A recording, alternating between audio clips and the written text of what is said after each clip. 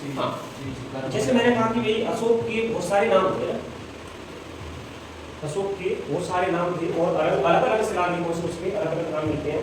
तो इतिहासकार क्या कर रहे हैं, इतिहासकार ने वो उनकी पहचान अशोक के नाम से की। जैसे किसी शिलालेख में किसी अभिलेख में बोला गया कि भाई अशोक वर्धन बोला गया, किसी में महिषासुरवीर बोला गया है, किसी में अशोक वर्धन बोला गया, किसी में प्रियदर्शी बोला गया, प्रियदर्शी बोला गया, देवनाम प्रियदर्शी बोला गया ना। ठीक है, तो उन सब है ना, उन सब ठीक है। पिता हमने देख लिया, पिता कौन था, बिंदुसार था। ठीक है, माता सुभद्रांगी, सुभद्रांगी ना, सुभद्रा या सुभद्रांगी। ठीक है, माता। ठीक है, 273 ईसा पूर्व, 273 ईसा पूर्व में ये क्या करता है, राज्यारोहण होता है ना। जब उसके पिता की मृत्यु हो जाती है तो राज्यारोहण होता है। पिता की मृत्यु होने के बाद है ना 4 साल तक इनमें क्या होता है, संघर्ष चलता रहता है, बताया दिया ना। 4 साल तक संघर्ष चलता रहता है। 273 ईसा पूर्व में इसका राज्याभिषेक हुआ, राज्याभिषेक है ना। राज्याभिषेक कहाँ हुआ, पाटलिपुत्र में। पाटलिपुत्र में क्या होता है, राज्याभिषेक होता है इसका, सिंहासन पर बैठता है। ठीक है, तो ये क्या करता है, स्टार्टिंग में अगर देखा जाए तो मैंने कहा कि इसकी धार्मिक रीति में देखा या आगे देखेंगे तो स्टार्टिंग में क्या था, ब्राह्मण धर्म का अनुयायी था, मतलब शैव धर्म का अनुयायी था ना। किसका, शैव धर्म का अनुयायी। ठीक है, शैव धर्म का अनुयायी था। तो स्टार्टिंग में इसने अपने 99 भाइयों की हत्या करने का ये राज्यारोहण हुआ, राज्याभिषेक हुआ इसका। ठीक है, तो उस समय क्या एक क्रूर, ऐसा बोलते हैं कि ये कैसा था, क्रूर राजा था ना, बहुत निर्दयी क्रूर राजा था। क्योंकि कुछ महिलाएं इसका क्या करती थी, इसका नाम मतलब किसी क्रूर कह देती थी, उस महिलाओं की हत्या कर देता। इस प्रकार से इसने करीब 500 महिलाओं की हत्या कर दी है ना। इसीलिए इसको क्रूर व निर्दयी है ना, निर्दयी राजा रहा है, निर्दयी राजा ना। स्टार्टिंग जब उसने कहा कलिंग युद्ध नहीं हुआ, बौद्ध धर्म नहीं अपनाया, उससे पहले ये कैसा था, क्रूर राजा था ना। क्रूर मतलब इसने क्या 500 स्त्रियों की हत्या कर दी ना, 500 स्त्रियों की हत्या की है, हत्या। क्योंकि उन्होंने क्या करा, इसको क्रूर कहा, क्योंकि अशोक को क्या कहा, क्रूर बोला ना, क्रूर बोलने से उनकी हत्या कर देता ना। ठीक है, ऐसा एक ग्रंथ में ऐसा भी लिखा है, ऐसा ही बताया गया है कि उसका जो पुत्र था कौन सा, कुणाल की उसकी एक पत्नी थी तिस्रक्षिता ना, 5वीं पत्नी ना, तिस्रक्षिता ना, 5 पत्नियां थी। इसमें तिस्रक्षिता ने क्या कर दिया, कुणाल को अंधा बना दिया, अंधा कर दिया। तो उसने क्या करा, तो उसको जिंदा जलवा दिया। ठीक है, अशोक ने जिंदा जलवा दिया, मतलब इतना क्रूर और निर्दयी राजा था। ठीक है, तो इसके बहुत सारे नाम दिए, उपनाम दिए। जैसे मैं कहूँ अगर पुराणों के अनुसार है ना, पुराणों में भी कौन सा, विष्णु पुराण है ना, पुराणों में भी कौन सा, विष्णु पुराण है। विष्णु पुराण में क्या नाम दिया इसका, अशोक वर्धन, अशोक वर्धन नाम है। पुराणों में इसको अशोक वर्धन बोला गया है। ठीक है, मास अभिलेख है ना, ऐसे एकदम याद नहीं होते, धीरे धीरे होते हैं। मास के अभिलेख कहाँ है, कर्नाटक मैसूर है। ठीक है, मास के अभिलेख में अशोक का नाम अशोक बुद्ध शाक दिया गया है। ठीक है, और क्या नाम दिया गया, बुद्ध शाक है ना। ठीक है, बुद्ध शाक दिया गया अशोक का नाम। जैसे बोलते हैं पानगुड़ारिया अभिलेख है ना, पानगुड़ारिया अभिलेख है मध्य प्रदेश के गुदरी में। ठीक है, सब मिलेंगे, सब कुछ सब मिलेंगे ना। पानगुड़ारिया हो गया, पानगुड़ारिया ना, पानगुड़ारिया अभिलेख कहाँ हो गया, मध्य प्रदेश के गुदरी में ना। लोगों को उसने दान में दिया ना, तो उसमें क्या लेख लिखे हैं, लेख लिखे कैसे, जो दान में देता था और जो दान में लेता, दोनों के बारे में क्या उनका वर्णन किया गया। इसी प्रकार से अशोक का उसमें नाम लिखा है महाराज कुमार है ना, जो क्या उत्कीर्ण हुआ है और जो मिला है लेख वो महाराज कुमार के नाम से मिला है, वो अशोक के नाम ही है। ठीक है। फिर मैंने कहा कि अशोक का नाम 4 जो अभिलेख है उसके ना, कितनी 4 अभिलेख है ना, 4 अभिलेख में होंगे मास्की, ठीक है, मैसूर कर्नाटक, ठीक है, गुर्जरात दतिया में, नेत्तूर, ठीक है, नेत्तूर, उदयगोलम, उदयगोलम। ये जो 4 अभिलेख है ना, इन 4 अभिलेख में अशोक का नाम अशोक दिया है, अशोक का नाम अशोक मौर्य दिया है। तो इससे मालूम होता है कि अशोक ने क्या करा, अपने आदेश दिशा निर्देश जो भी दिए, क्या समाज की भलाई के लिए, प्रजा की भलाई के लिए जो क्या आचार विचार के जो नियम बनाए, उनमें अपने नाम का भी लेख लिखवाया। हाँ, कुछ अभिलेखों में उसका नाम देवनागरी मिलता है, जैसे मैंने कहा कि रूमिन अभिलेख, ठीक है, रूमिन देही अभिलेख है ना, रूमिन देही है ना, ये कहाँ पता, ये कपिलवस्तु के लुम्बिनी में ना, लुम्बिनी है, ये रूमिन देही अभिलेख है ना, कपिलवस्तु के लुम्बिनी में। यहाँ पर क्या बौद्ध का जन्म हुआ, बौद्ध का जन्म हुआ, बौद्ध का जन्म हुआ, तो यहाँ ये अशोक कब गया, 20वें वर्ष है ना, अपने राज सिंहासन के 20वें वर्ष में गया। वहां पर 20वें वर्ष में जब वो गया तो वहां की जनता को उसने कर माफ किया ना, धार्मिक कर का उसने माफ किया, ऐसा उसने दिया है, ठीक है। तो उसमें अशोक का नाम क्या दिया है, देवनागरी, देवनागरी, देवनागरी। देवनागरी का मतलब होता है देवताओं का प्रिय, ठीक है, देवताओं, ठीक है, ऐसा लिखा गया है ना, ठीक है। कनक मुनि का स्तूप है, ऐसे वहां नेपाल में चले जाओगे, यहाँ ये देवी नेपाल में है, ठीक है, कनक मुनि का स्तूप है, तो वहां पर उसका जो कनक मुनि का स्तूप है, कनक मुनि के स्तूप को उसने क्या बड़ा आकार करवाया ना, ठीक है, ये बता दिया,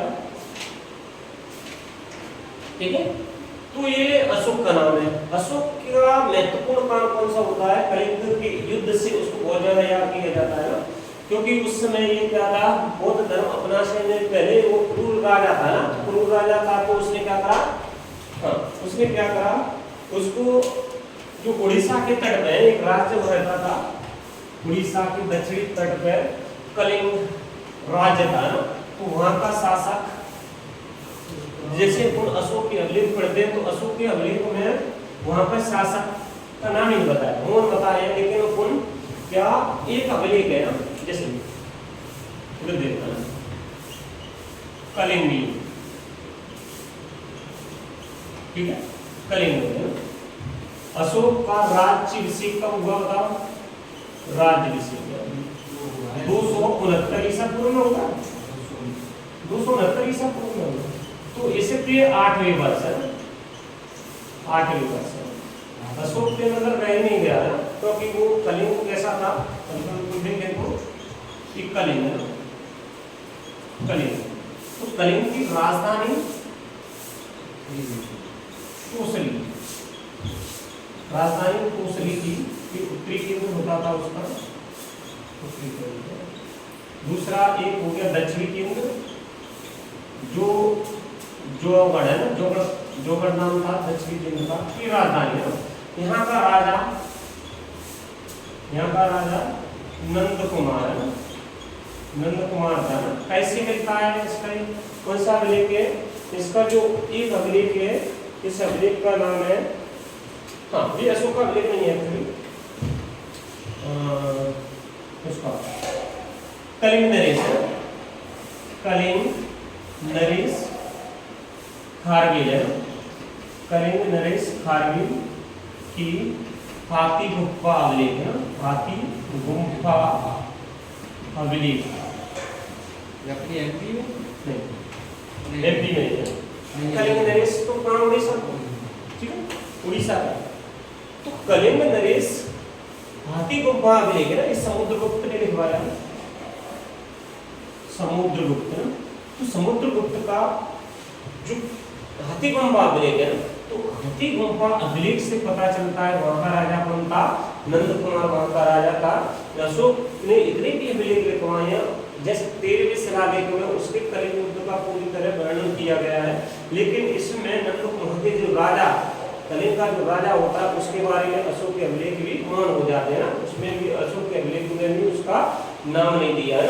तो नाम नहीं दिया तो हमको कहां से पता चलता है? हाथी गुम्फा अभिलेख में, तो वहां का राजा कौन था? नंद कुमार था ना। तो ये ऐसा बताते हैं कि बिंदुसार के समय ये क्या हो गया था? स्वतंत्र हो गया था ना। कब? बिंदुसार के समय, क्योंकि इसका पिता चंद्रगुप्त मौर्य, ठीक है, चंद्रगुप्त मौर्य। तो चंद्रगुप्त मौर्य के समय में तो अखंड भारत की स्थापना हुई थी। तो जब अखंड भारत की स्थापना चंद्रगुप्त मौर्य के समय में हुई थी, तो बताओ यहाँ से उसका ईरान तक शासन एक कलिंग का रह जाता, ठीक है। तो लेकिन कलिंग रह जाता, लेकिन जैसे बिंदुसार उसका उत्तराधिकारी बनता है, तो बिंदुसार के समय ये क्या होता है? कलिंग कैसा हो जाता है? स्वतंत्र हो जाता है ना। स्वतंत्र हो जाता है तो वहां की सुख समृद्धि इतनी बहुत ज्यादा थी, और व्यापार होता था, उससे होकर के व्यापार होता था दक्षिण में ना। तो दक्षिण में होता था तो आर्थिक दृष्टि से बहुत महत्वपूर्ण था, ठीक है। तो अशोक प्लनी ये बताता है, प्लनी क्या है? यूरोप का एक इतिहासकार है, तो ये बताता है कि भाई अशोक क्या, उसकी जो कलिंग था, कलिंग की चकाचौंध से क्या हो गया था?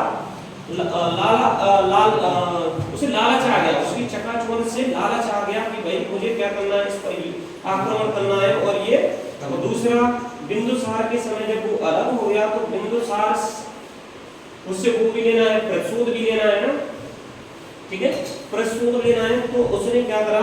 उसके राज्याभिषेक के 8वें वर्ष है, 8वें वर्ष बाद उसने क्या करा? कलिंग पर चढ़ाई कर दी। कब? राज्याभिषेक के 8वें वर्ष है ना। 8वें वर्ष का 261 ईसा पूर्व है ना, वही 8 वर्ष यहाँ से आता।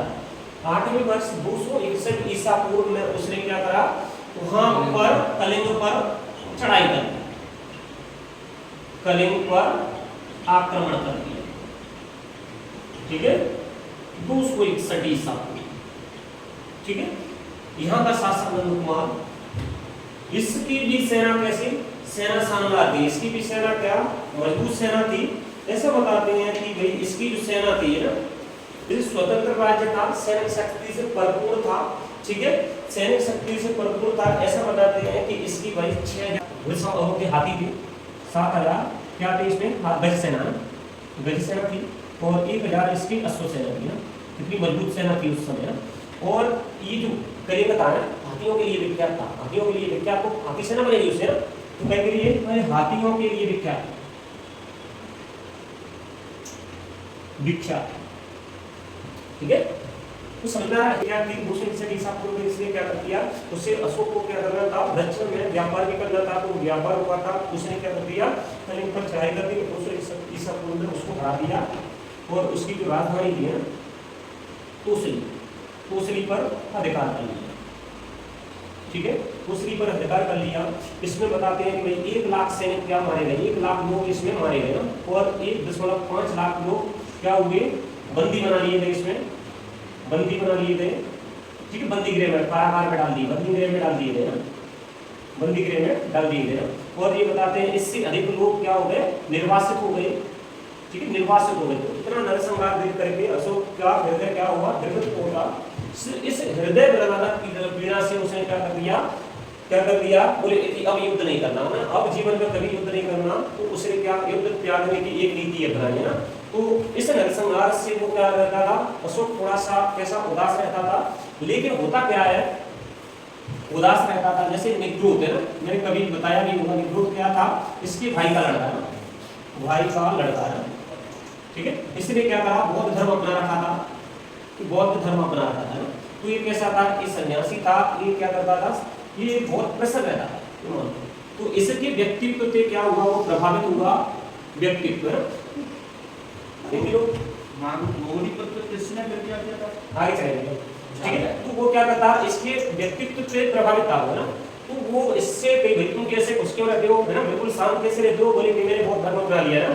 तो बौद्ध धर्म अपना लिया, बोले फिर उपगुप्त है ना, उपगुप्त नामक एक बौद्ध भिक्षु ने क्या दी? उसको बौद्ध धर्म की दीक्षा दी है, बौद्ध धर्म की दीक्षा दी, ठीक है। कई ग्रंथ बताते हैं उपगुप्त ही क्या था? मोगलीपुत्र तिस्म था, मोगलीपुत्र तिस्म था, मोगलीपुत्र तिस्म था, ठीक है। बहुत सारे ग्रंथ बताते हैं कि यही मोगलीपुत्र तिस्म था। ठीक है। तो अशोक ने क्या कर दिया, अब बौद्ध धर्म अपना लिया। बौद्ध धर्म अपना लिया मतलब उसने भेरी घोष युद्ध नीति को त्याग करके बौद्ध धम्म नीति अपना लिया। तो धम्म नीति अपना ली। अब ये क्या करता है, शिलालेख लिखवाता है। तो इसने शिलालेखों के माध्यम से जनता को क्या दिए, अपने आदेश दिए। ठीक है, ये कल पढ़ लेंगे ना, क्या करें कल पढ़ें, कौन पढ़ना है?